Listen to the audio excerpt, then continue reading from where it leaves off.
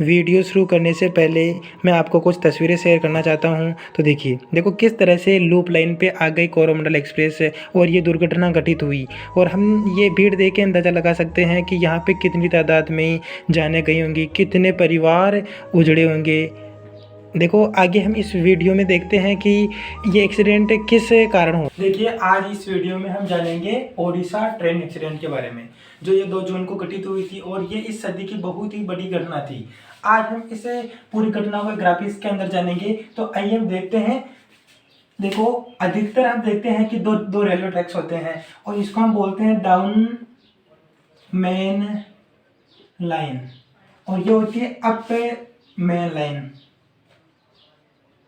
तो देखो, ये एक तो थी बेंगलुरु एक्सप्रेस थी और एक थी ये एक कोरोमंडल एक्सप्रेस थी। तो देखिए, ये थी बेंगलुरु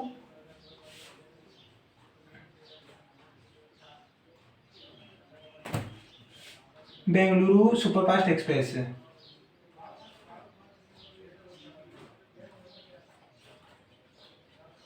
और ये थी कोरोमंडल एक्सप्रेस।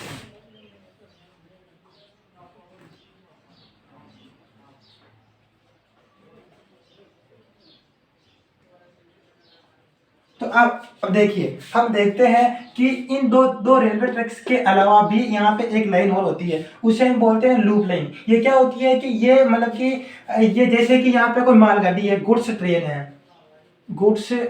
है, तो उनको रोकने के लिए ये बनाई जाती है। तो हम इसको लूप लाइन बोलते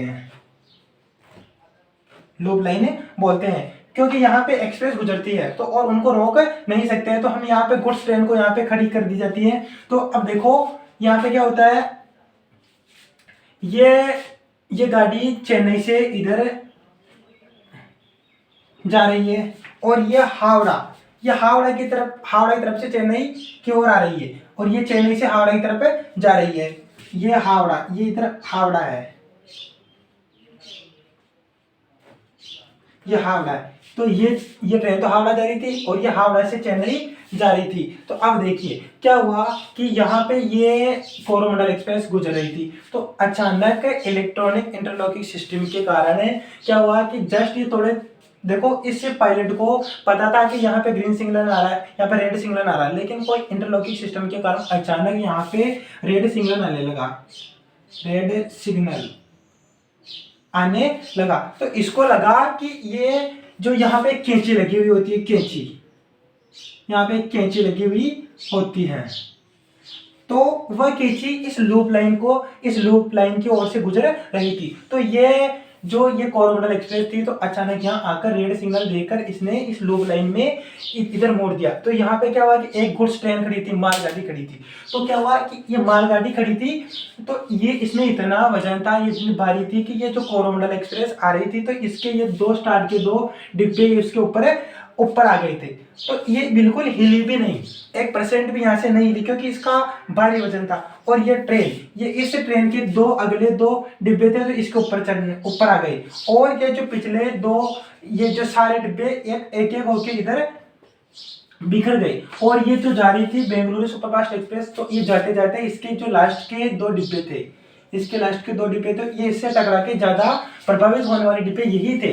तो यहाँ से लगभग आपको पता होगा कि 300 प्लस डेथ हो चुकी हैं। अब तक की जो न्यूज में आ रही है कि 300 प्लस डेथ हो चुकी है। तो इसको हम देखो मानवीय भूल समझ सकते हैं, कुछ भी मानो, ये मानवीय भूल हो, ह्यूमन एरर समझ सकते हैं। तो देखो, तो क्या हुआ कि ये जो ट्रेन इधर से गुजर रही थी, तो इसके ये 2 लास्ट के डिब्बे थे, यहाँ पे ज्यादा प्रभावित हुए और ये यहाँ से आ रही, तो ये 2 डिब्बे इसके ऊपर चढ़ गए। तो ये जो लास्ट के 2 डिब्बे बहुत प्रभावित हुए थे। If you leave the house then go out with address in your pocket, accident erase the identity of the place। मतलब कि यदि आप घर से निकलो तो जेब में अपना पता लेके निकलो, ये हाथ से चेहरे की पहचान मिटा देते हैं, थैंक यू।